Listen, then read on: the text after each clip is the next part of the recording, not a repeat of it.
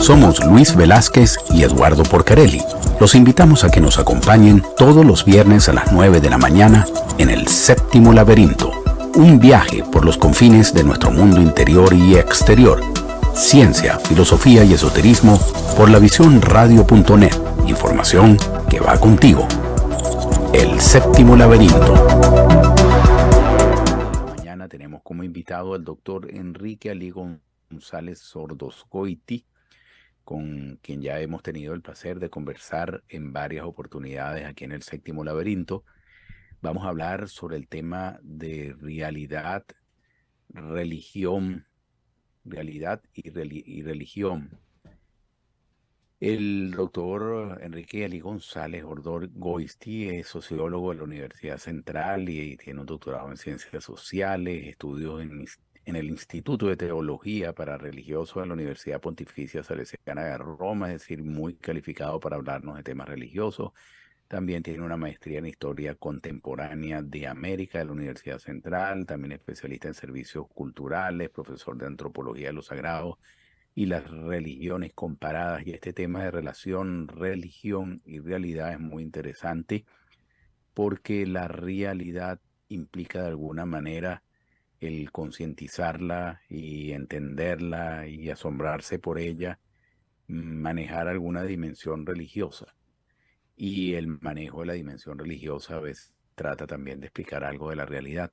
Pero es un tema muy complicado y por eso tenemos a este invitado en el venido. ¿Cómo estás? Buenos días, Enrique. En el mientras tanto estábamos hablando de si sería el mundo más pacífico si no existiera la religión. La religión, por supuesto, forma parte de la realidad de algunos seres humanos. Yo no diría que de todos, porque quien es absolutamente ateo no ha incorporado la religión a su realidad. Pero si hablamos de una realidad más macro, la realidad de, claro, entrando en el problema de qué es la realidad y todas estas definiciones, pero la realidad del mundo actual es que las religiones tienen una presencia muy importante en la vida de muchos seres humanos, sea la religión que sea. Y tomando en cuenta ese papel que tiene la religión en la realidad del mundo actual, uno se pregunta, ¿sería el mundo más pacífico si no existiera la religión? ¿O lo contrario? ¿Qué piensa Enrique al respecto? Bueno, en principio pudiéramos, pues, primero agradecerle nuevamente esta invitación que ustedes me hacen el honor de invitarme a este programa tan interesante para uno poder reflexionar en profundidad sobre algunos temas que en otros lugares no es posible. Muchas En gracias a principio, ti, Enrique. yo quisiera señalar algunos datos de la realidad, por lo menos de los llamados censos mundiales que se han hecho de la religión desde el año 80 para acá, la década de los 80 del siglo XX hacia acá. Hay una especie de constante, que son más o menos, nosotros dividimos la relación de los hombres con la religión desde el punto de vista teórico entre creyentes, agnósticos o indiferentes, como se llaman, y ateos, es decir, aquellos que niegan toda posibilidad de trascendencia. Los datos estadísticos se han mantenido más o menos estables de la siguiente manera. En la población mundial, 3% son ateos, alrededor del 10 o el 12 son agnósticos. Eso señala el 15%. El otro 85% está vinculado a algún tipo de religiones de las llamadas tradicionales. Sin contar también que esa parte, especialmente de los ateos y una parte del indiferentismo, sobre todo los ateos, también participa de otro tipo de religiones creadas a partir de la Revolución Francesa, que son las llamadas religiones ateas inmanentes. Por eso es que, por ejemplo, la religión es algo tan consustancial al ser humano que es imposible pensar una existencia humana sin algún tipo de relación con la religión. Por lo tanto, es un dato de la estructura antropológica del ser humano. No es posible pensar una sociedad sin religión. Por lo tanto, la posibilidad de paz o de guerra involucraría tanto a la religión como a otros elementos de las estructuras sociales, como pueden ser la política, la economía, la cultura, pero indudablemente la religión estaría presente. No es posible imaginarse un mundo sin religión. Ahora, por ejemplo, el que haya paz o el que haya guerra son casos que habría que discutir en cada momento, pero lo que pudiéramos tener una especie de respuesta a lo que tú dices también es lo siguiente, que para que haya paz es muy importante que las religiones promuevan la paz. Ahí, así como en otros ámbitos puede darse, como en el caso de la UNESCO, cuando declaró a la cultura como una zona para construir la paz, también pudiéramos decir que un elemento fundamental para construir la paz del mundo necesitaría del apoyo de las religiones. Perfecto. Enrique, como siempre, para nosotros es un placer tenerte acá, realmente.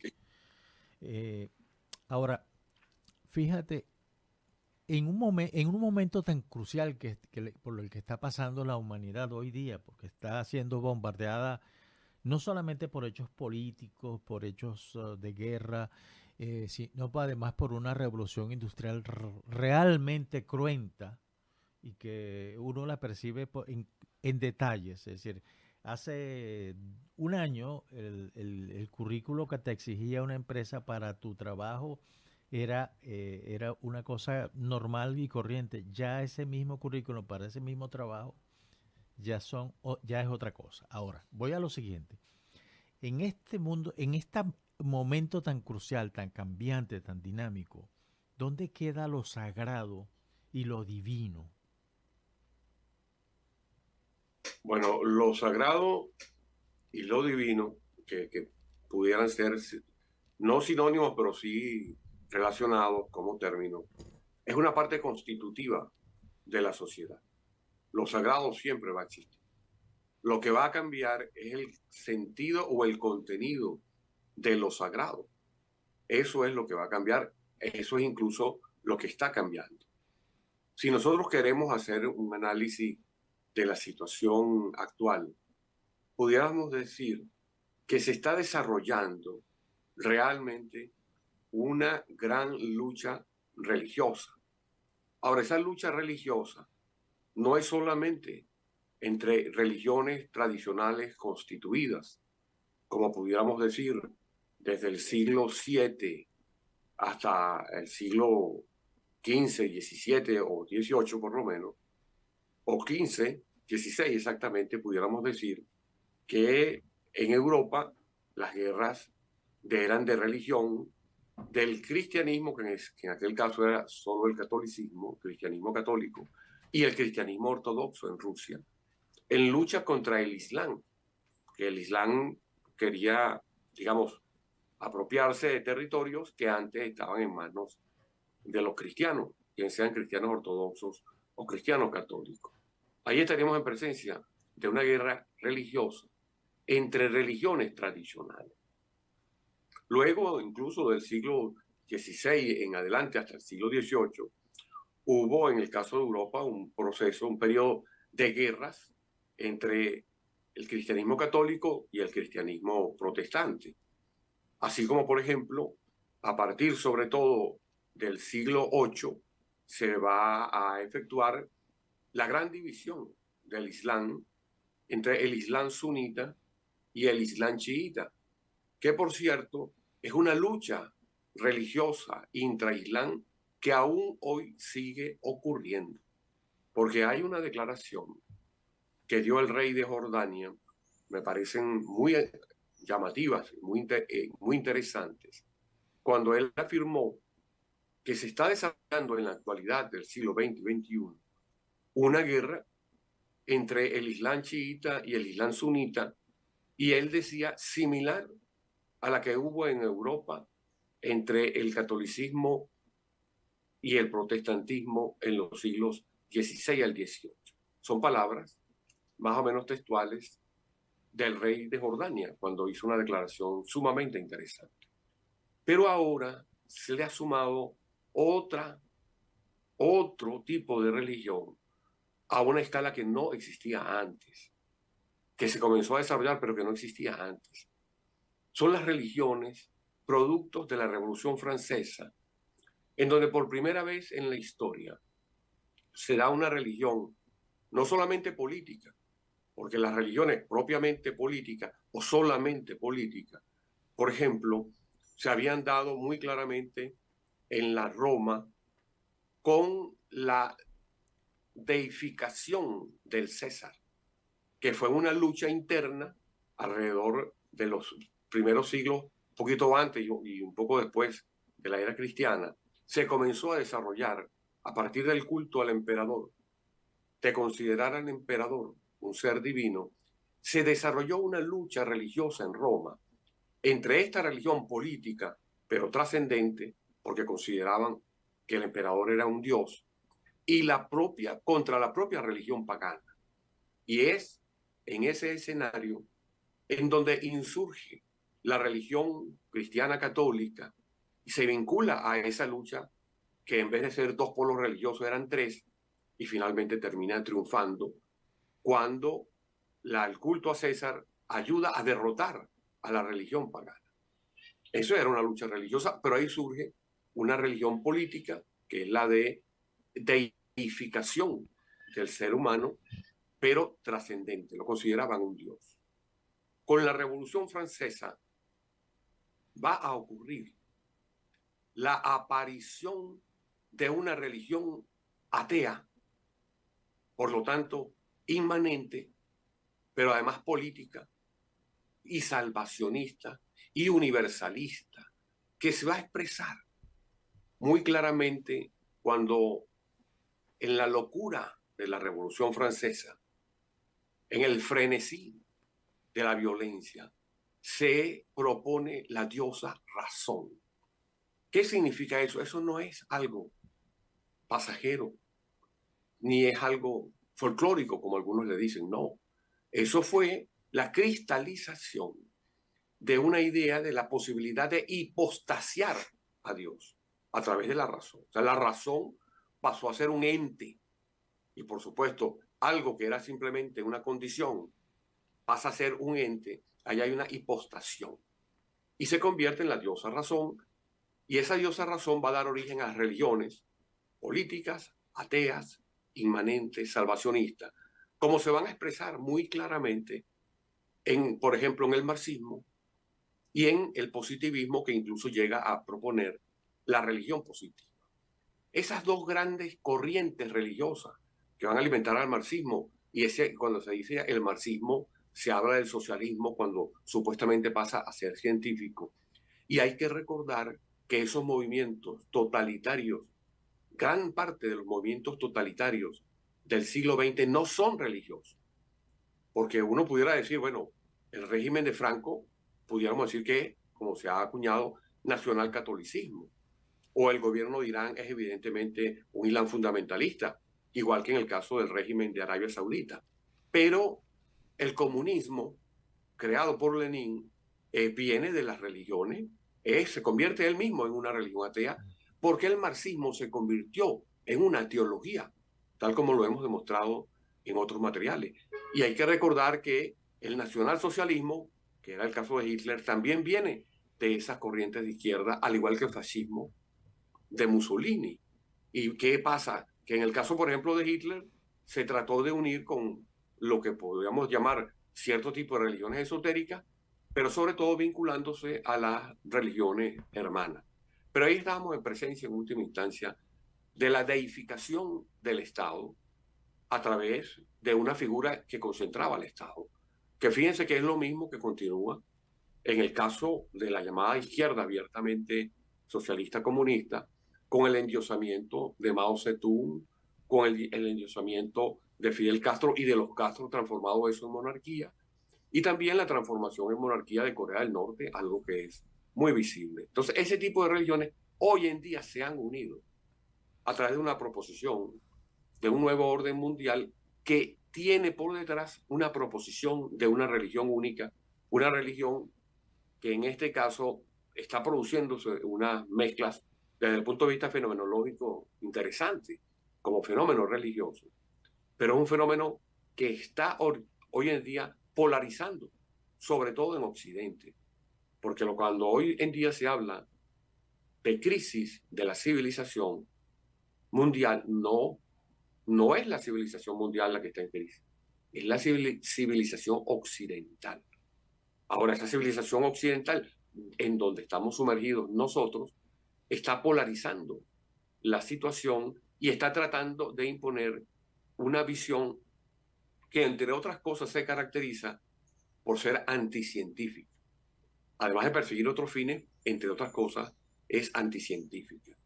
Entonces, si nosotros afinamos la vista, vamos a ver cómo se están dando esa guerra religiosa en distintas maneras, de distintas formas de enfrentarla, con las distintas civilizaciones. Ahora, ¿qué sucede? Y por eso planteábamos cuál es la relación religión-realidad. Es que la religión es una parte tan consustancial de la realidad que es imposible construir una sociedad, como ha quedado demostrado históricamente, y mucho menos las civilizaciones que son del Neolítico para acá, especialmente de 5.000 años antes de Cristo hacia acá. El Neolítico es 10.000 años antes. Entonces, ahí se fueron produciendo las mayores cristalizaciones y aspiraciones de la sociedad cuando se convierten en civilizaciones. Y en todos los estudios de los expertos en civilizaciones pueden y han venido concluyendo que un elemento sustancial que le da unidad a las civilizaciones es una religión tradicional que se ha creado en su cuerpo y que ha organizado el sentido de esa sociedad.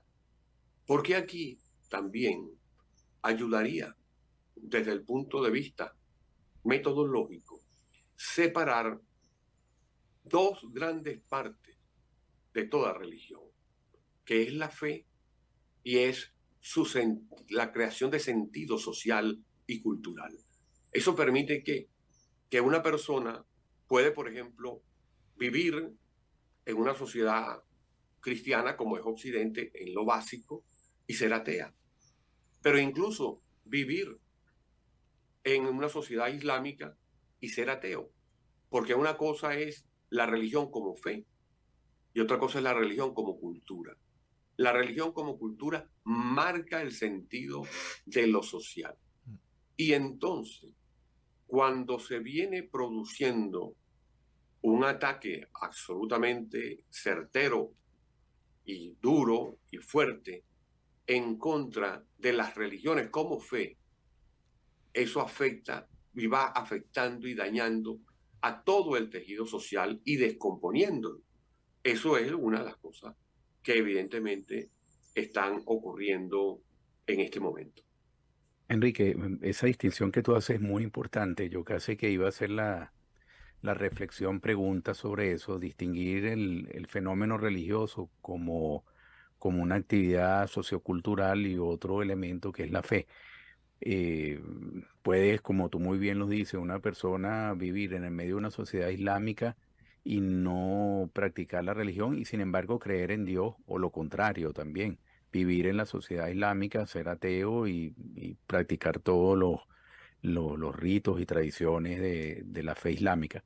Pero en ese aspecto en particular, claro, tú lo defines muy bien, el hecho religioso parece también ser un hecho sociológico, tiene que ver mucho con la antropología, con la sociología, pero en el caso específico de la creencia en Dios, de la fe en Dios, yo he visto en los últimos años una profusión de literatura en la cual se analiza desde el punto de vista científico la creencia en lo sobrenatural, la fe en Dios como un resultado natural de la evolución del cerebro humano, en el cual difícilmente puede encontrar explicaciones a muchas de las cosas que pasan en el mundo y tiene una necesidad de complementar, digamos, su estabilidad emocional como ser humano en la configuración de una fe, de una creencia en algo sobrenatural, una creencia en Dios, para tratar de explicar muchas de las cosas que pasan en el mundo. Quiero que nos hables un poco de cómo la ciencia en los últimos años ha tratado de explicar no solamente el hecho religioso para la configuración y desarrollo de las religiones y la participación del ser humano en un colectivo religioso, sino cómo la ciencia también ha tratado de explicar la creencia del ser humano en lo sobrenatural, en un Dios, aún no reconociendo la ciencia, más allá de algunos científicos en particular, la existencia de Dios. Sí reconoce la ciencia que en la evolución del cerebro humano, es natural que en algún momento haya una creencia en lo sobrenatural. Exacto. Yo creo que aquí es necesario primero decir algunas cosas sobre los tipos de saberes, porque esto es importante ver en la epistemología de esa pregunta que acaba de hacer Eduardo. Desde el punto de vista hoy en día de la teoría, de la ciencia en general y sobre todo de la teoría de cómo se piensan las cosas, se ha llegado más o menos, por lo menos, hay una comunidad que ha consensualmente aprobado o aceptado la existencia, porque es una demostración de lo real, la existencia de 5 formas de saberes. Hay el saber de la razón que demuestra, que sería la filosofía; de la razón que comprueba, que sería la ciencia; el saber por lo sensible, que es el arte; el saber por la fe, que es la religión; y el saber por la experiencia, que es la llamada praxis o práctica pensada. Son 5 formas de saber que antropológicamente han existido siempre, aunque no hayan estado formalmente organizadas. Son maneras de enfrentarse el ser humano para conocer lo que no conoce, para enfrentarse a tratar de descifrar lo desconocido. Entonces, por ejemplo, en el caso de la ciencia, que la ciencia, sobre todo en los 2 últimos siglos, a partir de, bueno, ya 2 y medio, siglo XIX, XX y XXI, se convirtió en el saber dominante que intentaba ser hegemónico, es decir, el centro de lo que se debería saber y el centro de la explicación de lo real, similar a como en los siglos anteriores, en Europa y en América, se había erigido el pensamiento religioso como el pensamiento por excelencia, es decir, el pensamiento que daba el criterio de verdad. Yo creo que en ambos casos hubo errores, porque si el ser humano tiene 5 formas de apropiarse a través del saber de lo real, cuando esto se convierte en la hegemonía de uno solo de los saberes, que empieza a considerarse el centro para explicar lo otro, ahí tenemos una falla. Porque todo saber, cuando intenta ser hegemónico, va despreciando o desconociendo los otros saberes. Por eso es que, por ejemplo, si nosotros queremos dar cuenta de la hipercomplejidad de lo real, tenemos permanentemente que tratar de dominar los 5 saberes posibles.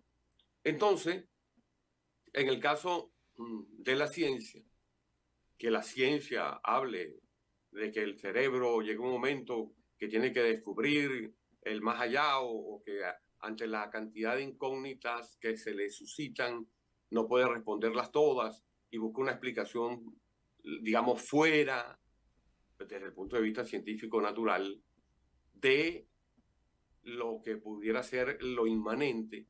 Entonces, bueno, ahí estaría explicada la religión. Bueno, esa es una forma de pensar que se da en la ciencia para ciertos grupos de las ciencias naturales, absolutamente respetable, pero que no explican evidentemente el fenómeno de lo religioso. No pueden explicarlo así porque ya eso está súper demostrado por la muchísimas investigaciones que se han hecho desde todo tipo, desde muchas disciplinas científicas, también sociales y humanísticas.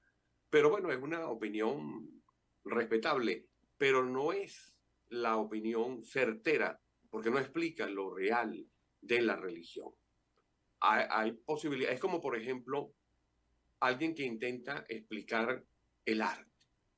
El arte es un conocimiento a través de lo sensible.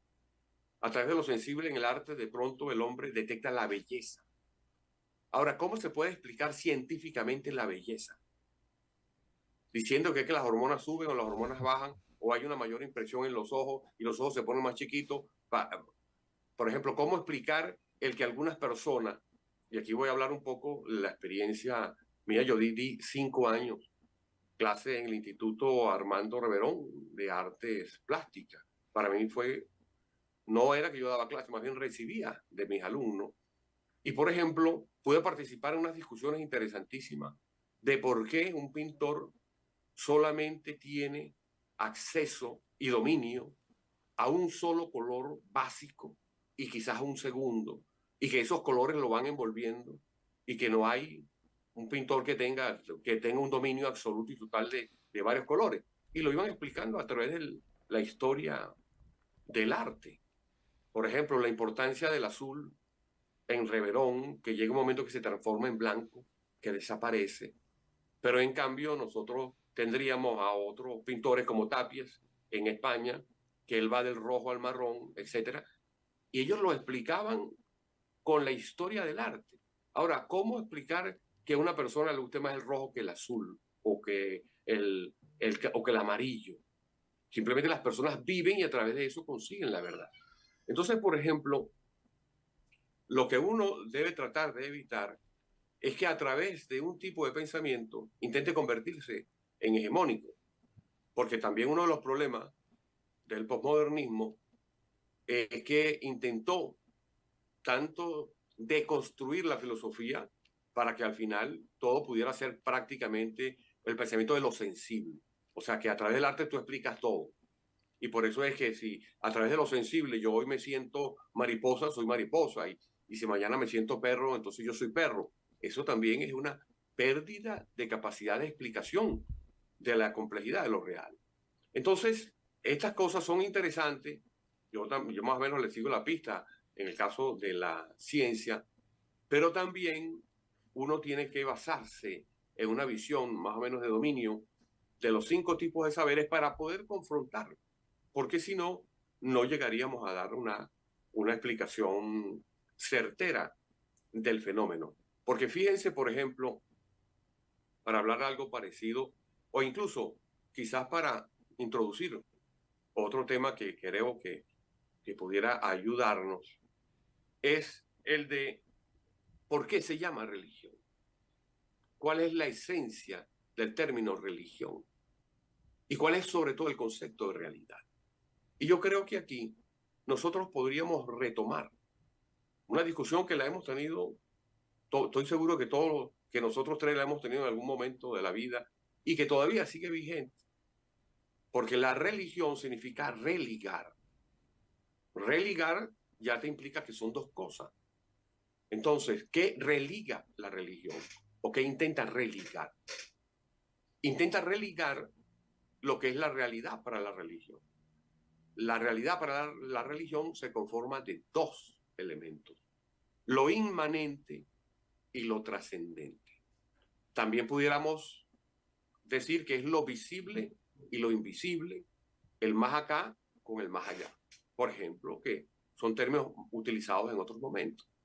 Empecemos, por ejemplo, en algo que es muy importante, en lo invisible y lo visible. Y aquí, cuando llamamos invisible, no nos estamos refiriendo a los microbios, porque los microbios son visibles a través de distintos aparatos. Pero las ciencias, afortunadamente además, utilizan la razón y dicen solamente lo que sea visible de alguna manera. Lo invisible no lo aceptan. Está bien. Entonces yo aquí quisiera introducir algunas interrogantes y que parten de la lógica, porque la ciencia tiene que obedecer a una lógica. Y cuando la ciencia no es lógica, no es ciencia. Y por eso es que hay que hacer el seguimiento riguroso de la epistemología, de la ciencia, porque si no, son capaces de cometer alteraciones de la lógica que hacen inviable su proposición. Por ejemplo, veamos la lógica del ser. El ser nos dice, que viene de los griegos, todo lo que existe, fíjense, todo lo que existe es. Todo lo que es no puede no ser. Es decir, lo que existe no puede no existir. Y todo lo que existe y es, está. Aquí quiero detenerme. Todo lo que existe está en algún lugar. Nosotros los que estamos aquí hablando existimos. ¿Y dónde estamos? Cada uno está en un lugar específico. Es decir, todo lo que existe está. Esto es muy importante. Ahora veamos, vamos a aplicar esa lógica a otros elementos. El pensamiento existe. Por supuesto, todos pensamos. El pensamiento existe. Por lo tanto, el pensamiento es. Ahora, si el pensamiento es, ¿dónde está? ¿Dónde está el pensamiento? ¿Alguno de nosotros ha visto un pensamiento? Fíjense, no lo hemos visto, pero existe. Ahora, si existe, está. Entonces alguno dice, claro, el pensamiento está en la mente. Ah, muy bien. ¿Y dónde está la mente? Ah, bueno, la mente le parece una pregunta absurda. No, no, no, no es absurda. ¿Dónde está la mente? Por eso en algunas discusiones, por ejemplo, yo me acuerdo de un foro que tuve en la Universidad Central, que me decía, pero bueno, es que tú eres católico, creas en Los Ángeles, ¿dónde están Los Ángeles? Ah, yo digo, bueno, mira, Los Ángeles están al lado de mi pensamiento y al lado de tu pensamiento. Entonces, cuando tú veas, me digas dónde está tu pensamiento, ahí vas a ver un ángel. Entonces, no solamente yo tengo que demostrarte dónde está el ángel, sino que tú tienes que demostrarme dónde está el pensamiento. Entonces, ¿qué significa esto en la práctica? Que el pensamiento existe, pero no sabemos dónde está. ¿Eso qué quiere decir? Que el pensamiento existe en lo invisible. Por lo tanto, la realidad se conforma de una parte visible, que los físicos llaman físico, pero una parte invisible. Y que además esta parte invisible es mucho más poderosa que lo visible. Porque todos podemos pensar y no sabemos dónde está el pensamiento. Entonces, si es así, significa que la realidad tiene dos partes, lo visible y lo invisible. Y la religión intenta precisamente religar lo visible con lo invisible para poder explicar la totalidad. Eso hace que el pensamiento religioso sea el único pensamiento capaz de explicar toda la realidad, porque la ciencia renuncia a explicar lo invisible. Digo, afortunadamente, porque eso no es malo, pero ya está renunciando a explicar toda la realidad. Entonces, desde ese punto de vista, eso es lo que intenta hacer la religión. Y por eso es que la religión y fíjense que incluso desde el punto de vista histórico, el pensamiento religioso puede datarse mínimo, para hablar de los fósiles encontrados, de los restos arqueológicos, desde hace 90.000 años, cuando se encontraron restos de enterramientos en lo que es la media luna fértil, que sería el cercano oriente para los griegos, porque el cercano oriente para nosotros es Anzoátegui, Sí. pero para los europeos el Medio Oriente. Es decir, hace 90.000 años, el pensamiento sistemático sobre la religión. En cambio, el pensamiento sistemático sobre la filosofía y la ciencia, que nos vienen de los griegos, tiene apenas 2.600 años. Entonces, la religión es el pensamiento más antiguo del mundo que ha sobrevivido y se ha desarrollado durante por lo menos 90.000 años. Es un pensamiento denso, complejísimo y el único que puede dar cuenta de toda la realidad. Entonces, digamos, las iniciativas que toma la ciencia para decir desde el punto de vista químico, desde el punto de vista tal, etcétera, se logran cosas, pues son bienvenidas. Pero ya uno sabe que, bueno, bien bueno que se desarrollen, pero no terminan todavía de explicar lo invisible, y eso es una pregunta que no puede ser eludida. Que los científicos no le intenten responder también, están en su derecho, pero no pueden negar lo que no saben, que eso es otra cosa que a veces por la soberbia, por considerarse el pensamiento hegemónico, los científicos desechan y tratan de negar lo que no saben, y eso sí es un error del conocimiento. Sí. Enrique, Magnífico. desde un oyente desde Perú nos pregunta lo siguiente, y lo leo textualmente.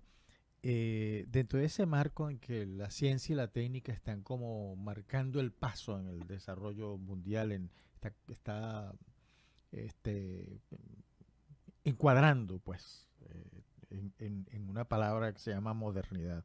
¿Dónde queda, por ejemplo, los misterios en la religión? Luis, y Esa es la permíteme complementar, hay un oyente también que nos indica, pienso que mientras más avanzamos científicamente, las religiones quedan poco a poco apartadas. Entonces también me pregunto para complementar la pregunta de Luis, ¿cuál es el futuro de la religión? Estamos viendo unos avances científicos, tecnológicos muy acelerados en las últimas décadas y uno se pregunta, ¿dónde va a quedar Dios en todo esto? ¿Cuál es el futuro de la religión? Así es. ¿Religiones sin Dios, con otros dioses más humanos o no sé? Les puedo decir que la religión los espera a todos en la bajadita. Absolutamente, no hay problema. Y fíjense, se lo voy a poner en dos casos además, para ver las explicaciones que se están dando desde la física, sobre todo de la astrofísica, sobre el origen del universo. Tenemos que la que ha tenido más aceptación es la teoría del Big Bang. La teoría del Big Bang, que hoy tiene aceptación científica, hay que recordar que fue formulada por un físico sacerdote belga que además era miembro de la Academia Pontificia de Ciencias del Vaticano, que por cierto, Steve Hawking también era miembro de la Academia Científica del Vaticano, a pesar de ser ateo. Estamos hablando de instituciones muy serias y rigurosas. Hoy en día tiene la aceptación, la teoría del Big Bang. Esa es una. Después hay otra que está surgiendo, ya vamos a hablar de eso. ¿Qué dice la teoría del Big Bang? Que llegó un momento que empezó una expansión del espacio a partir de un punto que llaman la explosión, y a partir de eso se creó el tiempo y el espacio, tal como nosotros lo conocemos. Pero es a partir de ese punto, cuando ese punto se expande. Pero antes, ese punto existía. Y si de ese punto, digamos, hacia la derecha, de ese punto hacia la derecha, es cuando surge el tiempo y espacio, ¿qué existía entonces cuando estaba el punto solo antes de expandirse? Porque si estaba, estaba en el espacio. Ahora, ¿qué tipo de espacio? ¿O qué tipo de tiempo? Entonces, simplemente a veces los físicos dicen, no, es que la expansión se da de la nada. Un momentico, de la nada, nada sale. Y si un científico me propone que de la nada sale todo, mucho menos es nada. Porque no puede ser algo nada si de ahí sale todo. Es decir, absolutamente ilógico. Entonces, en definitiva, ¿qué dice? Hasta ahora, que hay un punto de origen, que hay un punto de creación del universo. Ah, que no quieren decir quién lo creó. Bueno, está bien, no lo quieras decir, pero de que hay un punto de origen, es un punto de origen. Y si este punto de origen significa que el universo se creó, no que ha sido existente toda la vida. Ahora, ¿eso qué es? Esa teoría del Big Bang, aceptada hoy por los científicos. La teoría del Génesis, clarísimo. Ahí está clarísimo. La teoría del Génesis, y eso es válido para los judíos, es válido para los musulmanes, es válido para los cristianos, y también en otras religiones hay un punto de origen. Es decir, la religión, la física profundizó sus investigaciones, lo cual es muy bueno, y terminó en el Génesis. Pero entonces vienen otros físicos, como un físico muy calificado, como Kaku, que es un japonés Michio americano. Kaku. Ajá, Kaku, el que es un genio brillantísimo, que entre otras cosas participa en la proposición del multiverso, Sí. que hay muchos universos. Ajá. ¿Qué significaría que hubiese muchos universos? Significa que la teoría del Big Bang no se dio una vez, sino muchas veces. Muchas veces se dio la teoría del Big Bang. Ajá. ¿De cuál teología tomaron esa? Esa es la teología que propone el hinduismo y el budismo, que la expresa más claramente el hinduismo y luego también el budismo, que dice lo siguiente. Al principio había un solo punto. Ese punto era Dios. Y Dios se expande y en su interior se crea todo. Y eso va a durar un tiempo llamado Pralaya. Después Dios se vuelve a cerrar, se acaba un día de la manifestación y luego Dios se vuelve a abrir y crea otro universo. Es decir, la discusión ahorita entre los partidarios del Big Bang y los partidarios del multiuniverso es una discusión entre la teología del Génesis y la teología budista e hinduista. Es decir, los físicos han venido nadando bastante para morir en la orilla. Y yo, muchas gracias, Enrique. Fuerte abrazo, Gracias a Enrique. usted. Un fuerte abrazo. Ok, gracias.